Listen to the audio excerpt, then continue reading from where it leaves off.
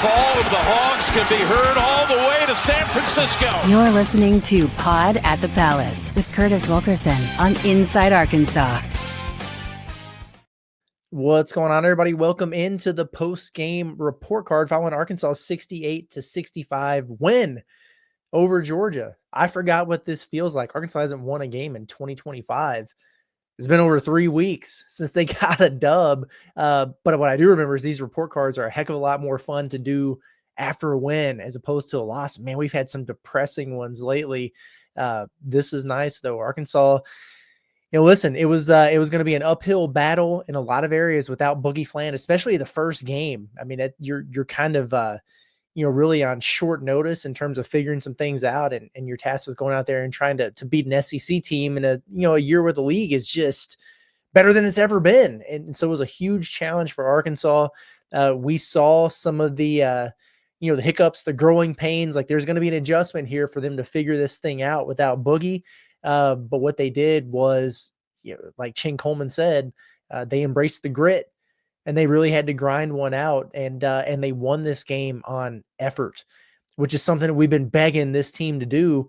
Like I said in the pregame, the preview of this thing is, Razorback fans don't ask for much. They just want you to match the passion and the pride and the energy and the enthusiasm, the commitment that they have for you in supporting the program. And I felt like the Razorbacks finally really embodied that. And it showed with them coming back and grinding out this win, and just the way that the fans reacted. It was not a full house in Bud Walton Arena, but it was loud. It was rowdy. It made an impact. And I thought it affected Georgia down the stretch of this game. For the first time in a long time, I felt like fan to team was connected. And it was really good to see. Happy for these guys. Happy for Coach Cal. They've been going through it. People questioning their toughness, calling them soft. Do they care? Do they have pride in the jersey on the front of their chest? Is Cal just going through the motions? He lost his fastball. Some of those questions aren't answered yet. But you're also starting to hear they're going to go 0 for 18. Oh, they lost Boogie now. They're not going to win a game. They put an end to all that, and they just stopped this snowball effect of constant negativity, and I appreciate it because I need something positive to talk about. But let's get into this thing.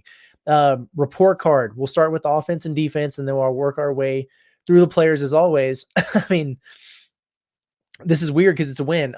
Offense, on a little bit of a curve just because you didn't have Boogie, and I get it. People were frustrated with him, maybe being a ball stopper, taking too many tough shots. He was also a ball mover in a sense of he was second in the SEC in assists. He was 8th in the country in assist to turnover ratio. Your best 3-point shooter, you take that guy off the floor, Arkansas is going to have to grind out they're going to win some games in the 60s, honestly, like they did tonight. And so understanding that and knowing that they were just moving, new pieces into new roles and different spots, you kind of knew that this was going to be a little bit clunky. It was really clunky. and part of it was once they did figure some things out and started getting some halfway decent looks in there, they just weren't making anything. So from a shot making standpoint, you almost want to give them an F. From the field, 31%, 18 of 58 from the field. They were 3 of 23 from the 3-point line. John L. Davis, Trevin Brazil, Big Z were the only guys who hit threes in this game. How the heck do you win a basketball game by doing that? What was the other areas? Ironically enough, Arkansas's 2 biggest glaring weaknesses in SEC play became their biggest strengths in this game. So you might give them an F from the shooting standpoint, but you give them an A when it comes to free throws and rebounding. How about that? And so we would even it out to a C. I'm going to go a little bit higher, C plus maybe. Just because of that, Arkansas got to the free throw line 34 times. They have not been a high FTA team, despite what Calipari says. Usually, if they get to the line a lot, they miss a lot. And if they don't get to the line much, they make a bunch. They'll go, 15 of 26, but then they'll go 9 of 11. Well, this game, they went 29 of 34. That was huge. Really good stuff from the stripe. We'll talk about some of the guys who were knocking them down a little bit later here. But then offensive rebounding. And that's part of offense, right? Is creating second chance opportunities. the Razor, it's interesting because Georgia is one of the best offensive rebounding teams in the country. Arkansas gives them up like crazy. They've been out rebounded by 7 a game in SEC play. They wind up winning the rebounding battle by 10. They win the offensive rebounding battle by 10. 18 offensive boards for Arkansas, 33 second chance points. How did they win this game despite shooting so poorly? Get to the foul line 34 times, get 33 second chance points because you were all over the glass. Really, really good from that standpoint. For the Razorbacks defensively, pretty darn good. Georgia's not exactly a juggernaut on that end. I thought Arkansas struggled with interior defense for a good portion of this game at like one-on-one post-ups. The Godfrey kid, who's like 6'6" or something, 6'7", he was taking it to Jonas Adu. He was taking it to Big Z. Asa Newell's a really good player in there. He's going to get his to a degree. Outside of that, I thought Arkansas did really good defensively. I'd probably go B+ on the defensive end of the floor. I will point out real quick on offense, Arkansas only had 6 assists. I want to go back to that. That's a number that's got to go way, way up. They lost their point guard. A guy who's averaging 6 assists a game is no longer on the team, so they got to find some guys to dish it a little bit. They also missed a crap ton of shots, and a lot of their points came off of offensive rebounds and putbacks or getting to the free throw line, so there weren't that many opportunities for assists, in fairness. Only 10 turnovers without Boogie. That's not a bad number. So anyway, back to defense. 43.5% for Georgia. Only 5 of 14. They only got 14 3-pointers off against Arkansas, and they started, I think, 4 of 6 or something in this game. They wind up 5 of 14. So Arkansas really did a good job of just cutting off the water from 3. Georgia did get to the free throw line 29 times. They only made 20 of them, and that's about what they averaged. Georgia gets to the line quite a bit, but in the second half, I was really impressed. Just night and day difference in the intensity defensively from Arkansas. Georgia only took 17 shots in the second half. That's not many. Arkansas took 31. So remember when we were freaking out about, man, like Tennessee, Florida, they're taking so many more shots than Arkansas. It's because they're gobbling up all those offensive rebounds. Oh, well, that was Arkansas this time. And they wound up taking a dozen more shots in the entire game than Georgia did. But I thought Arkansas really ratcheted up the intensity, did a good job with the full court press when they were coming back from down 15 in this game. Sometimes it forced some turnovers. Sometimes it sped them up into some things they didn't want to do. Sometimes it just slowed them down enough, bringing the ball up the court to where they really couldn't get into their stuff. Arkansas forced 13 turnovers in this game. Georgia almost had double the amount of turnovers as they did assists. So nice work by the Razorbacks there on the defensive end of the floor. Let's get into the player grades. This is crazy because we only do an MVP and a win, that A+ game. And man, it's been a while. It's got to be Adu Thero, though. He kind of embodied all the reasons why Arkansas won this game. Just, played with a will to win, intensity, urgency, passion. Again, the second half, it was just night and day different. That type of effort out of Arkansas, that's the type of effort that can win you some games in this league, even when you're not playing your best, because Arkansas didn't play their best in this game. They shot it god awful out there, but they played hard enough.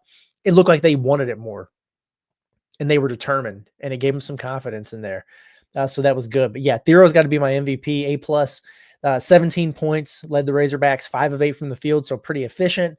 7 of 9 on free throws. That's good to see from Thero because he struggled there at times. 11 rebounds, so it's his second double-double. He had 3 turnovers. I don't care. He did a lot of really good things. He was a menace defensively. Had an incredible block late in the game. It was a kind of a game-changing play that he didn't get credit for, which is crazy to me. But he was guarding on the interior. Sometimes it was Godfrey. Sometimes it was Santos Surreal. Sometimes he was guarding Asa Newell. Sometimes he switched on to guards. Was doing all kinds of things in there. And then obviously the huge offensive rebound with 1.8 seconds left. Got fouled. Goes up, knocks down a free throw to break the tie there at the end. Was short on the second one, but then what does he do? Of course, he follows his miss, grabs the offensive rebound, sticks it in, and gave everybody that cover that they were looking for. If you're the betting type, 5 offensive rebounds for Adu Thero in this game. Great work by him. Now we'll go from the top of the box score and work our way down. John L. Davis. Listen, it's funny that I was thinking in the pregame recording, yesterday morning. I was like, he's going to get more shots up for a while. This might be like his numbers kind of go up a little bit, but maybe a little inefficient. I said it might be Wade Taylor like 3 of 14. That's you see some of those from Wade Taylor. Listen, he was getting his shots up. Nelly was, and what I was encouraged by was he was a little bit more aggressive getting downhill. He's taking it to the rim, putting it on the deck more, and he had a couple moves in there that were pretty nice. But he had a lot of shots that he just missed, and had a lot of good looks that he just missed. 1 of 10 from 3. Stop using that Noah machine, dude. Stop using it. I guarantee you didn't have one at Florida Atlantic, and you were a sniper out there. He's so much better than 1 of 10 from 3. Just going 3 of 10 would have made such a huge difference. I like that he's taking more shots. He has to, but he's got to get a little more confidence and start making some more of those, obviously. But he finished with 9 points, 4 rebounds, had a couple assists, 3 turnovers. He also had 3 steals. Now he had a consequential turnover late in the game where he just tried to drive middle. There was nothing there. Turn that thing over, and you're thinking, man, that's a killer in a tight game like this. But then with under a minute left, he got it right back with a huge steal. There's about 50 seconds left. And that wound up being a big offensive or defensive play for Arkansas. He's got to be a lot better than he was. He's got to start knocking down shots. I think the first thing for him was remembering that he can take a lot of shots. So get away with it in a win. Let's see him get a little bit more efficient next game. I still want him taking 14, 15 shots personally against Oklahoma. Instead of making 3, how about we make 6 or 7, guy? Right? So there you have it. Still inefficient, some good, some bad. They're going to need a lot more from him. C- in a win. So there you go. Jonas Adu, he started this game, finishes with 5 points. He's 2 of 6 from the floor. Split a pair of free throws, only 4 rebounds, a couple fouls, a steal. He only played 18 minutes in this game. Big Z wound up starting the second half in place of Jonas. I got to be honest with you guys. I wasn't that impressed with Jonas in this game. I don't think. He got scored on right away by their worst player out there on the floor. The Godfrey kid was really kind of taking it to him there.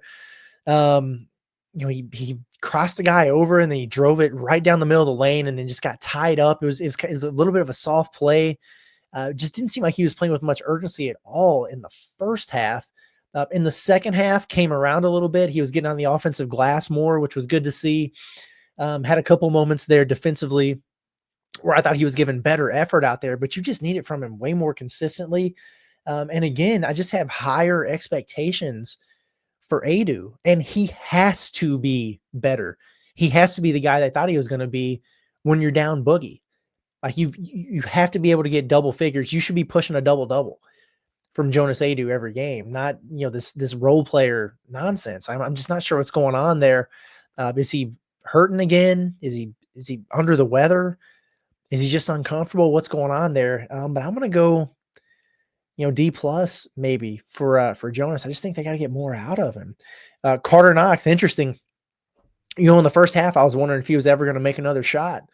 It was just another one of those. It felt like a typical Carter Knox game of open 3, miss, open 3, miss, open 3, miss, over and over and over. You keep seeing those, and it drives you nuts.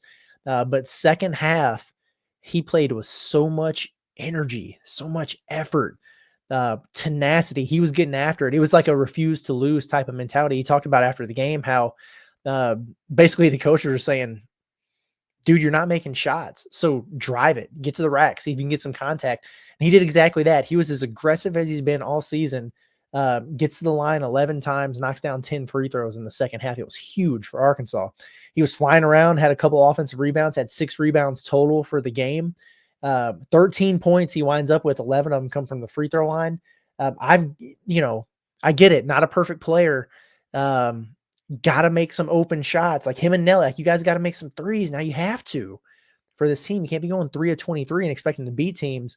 But given what you needed, you just had to, who cares how pretty it is in this game? Like, you just got to get off the schneid, man. You got to find a way to get a dub. And he did what it took. Good for him. A-. Did he play an A- game? No. But given what they needed to get this thing done, he delivered. So good on him. DJ Wagner. Whew, like we talk about, Nelly going 3 of 14 from the field.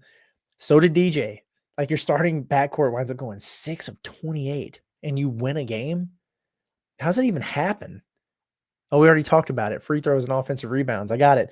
But his first game as Arkansas's point guard, primarily, 8 points, 3 of 14. I mean, just that's just got to be better.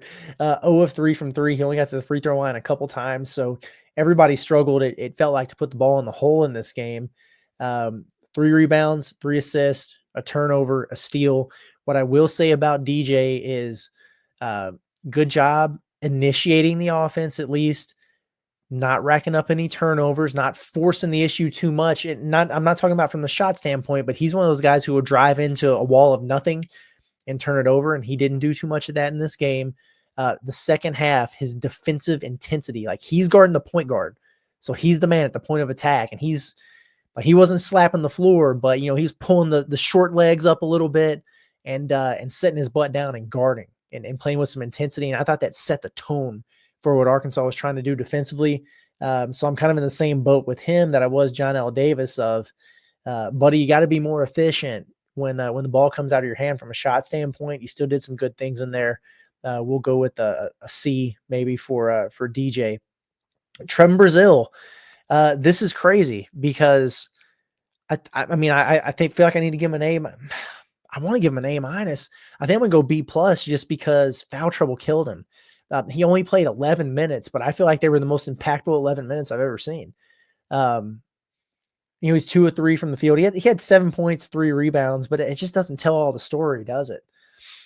I mean, he had maybe a personal spurt that resulted in Arkansas really mounting its comeback. Like, they kind of, made a little dent in it, I guess, to start the second half. And then they just kind of fell apart. They got behind by 15. You're thinking, well, fun while it lasted, but here we go. And Trevin, he subs into the game, and he makes a 3, and then he grabs an offensive rebound, gets fouled, knocks down a couple free throws, and then he forces a turnover on the press in the backcourt. Then there's a missed shot. He grabs another offensive rebound. It was just him over like a 90-second span saying, we ain't going out like this. Not here, not again. This ain't happening. And then he picked up his 4th foul right after that. And so that hampered him the rest of the game. But that was so consequential. It's just a tone setter thing. That type of effort can be so contagious. And I felt like he brought that. So good on him.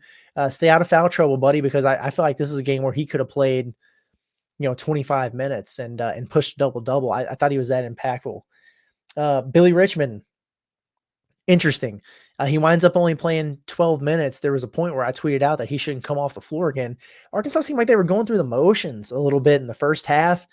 Part of it is just, like Boogie Flan leads the SEC in minutes per game, and now he's not out there. Like, none of these guys are used to being on the floor without him on it. So I feel like there was kind of an adjustment period, especially offensively in the first half. But then there was a little bit of jogging around, some miscommunication defensively. Then they were giving up some offensive rebounds. It's like, I don't really know if they've got the juice here. But when Billy Richmond would check into the game, they had the juice. That's one thing they absolutely had. His effort is unquestioned, and it's contagious. And the whole team finally started playing like that in the second half. For stretches in the first half, it was kind of just him and Adu or TB when he was in there. We did have some Billy Richmond point guard experience in the half court. This is kind of what I thought it would be. In the half court, it was fine. Wasn't trying to do too much. Just initiating the offense. They get into their floppy action. You see who's coming off those down screens. Pass the basketball and cut, man, and make your move. And that's exactly what he was doing. So he was fine from that standpoint. I liked him defending the opposing team's point guard. At 6'6", 6'7", with that length, that can be kind of disruptive in there. But when they get out in the open floor, and it's interesting because we've always heard that he's at his best in transition, but he outruns the basketball is what I was told, and it's true. Had a couple times there where he just got moving a little bit too fast in transition and ran into an offensive foul. Another time where he just drove right into traffic and had a turnover. He just needs to reel it in a little bit. There's a balance to be had between playing with reckless abandon and great energy, physicality, toughness, doing all those things, but then also being under control, especially on the offensive end. And that's kind of where the struggle is for him right now. I thought he did some good things. He's going to need to play more minutes. He did have the lowest plus minus on the team tonight. C, I guess for Bill. I didn't think I loved his effort, but they do need more from him. Like it's like we said with these freshmen, man. Like they gotta grow up and show up. And I thought Carter did both, and maybe we need to see a little bit more from Billy here moving forward. Big Z, he's something else. He played 21 minutes in this game. Tell me if this makes sense. At the end of the game, Arkansas was doing offense for defense subs with Big Z and Jonas Adu, but they were subbing Big Z in for defense. That seems backwards to anything I ever thought we would see. But you know what? He's 7'2", and he's got that length. And I think that type of rim protection is maybe what they were looking for there. But an interesting dynamic. Z hit Arkansas's first 3 of the game near the buzzer in the first half. I think they missed their first 10. And then they had the baseline inbounds. He kept the handoff and turned the corner and knocked down that 3. It wound up being an important shot. Just a sliver of momentum going into the break. He had a post score in there. Just nice to see. Knocked down a couple free throws. He had 7 points in this game. Only 2 of 7 from the field. He missed 3 threes. And he had some nice looks too. So, you want to see him get that going a little bit. 4 rebounds in this game. Was not credited with a block. Played 21 minutes. He was okay. Some of the familiar things defensively showed up.